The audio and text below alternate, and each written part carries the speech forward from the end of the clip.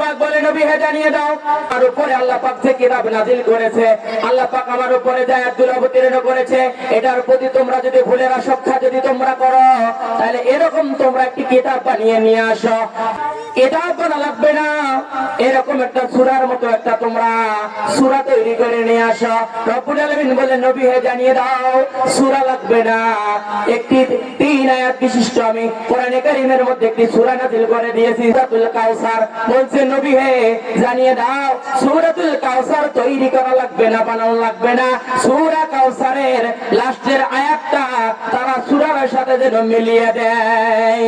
কিন্তু এই সময় সমস্ত কাফেরের লিডাররা বড় বড় কাফেররা তারা বসে গিয়েছিল, তারা কোরআন বানার জন্য চেষ্টা চালালো, সূরা তৈরি করবে চেষ্টা চালা শুরু করলো।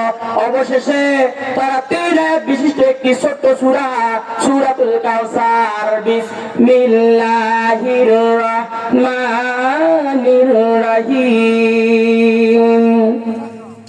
আমার ভাইয়েরা গভীর কান লাগান, সূরাতুল কাউসার ইন্না আতাইনাকাল কাউসার ফাসাল্লি লিরাব্বিকা ওয়ানহার ইন্না শাআনিয়াকা হুয়াল আবতার।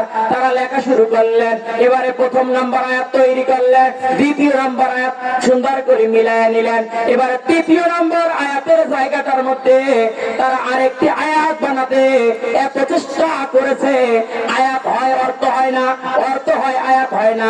পরিশেষে তারা ওই সমস্ত কাফেরের বড় বড় লিডাররা তারা লিখেছে ইন্না আতাইনাকাল কাউসার ফাসাল্লি লিরাব্বিকা ওয়ানহার লাইসা হাযা কালামিল বাশার। আল্লাহু আকবার।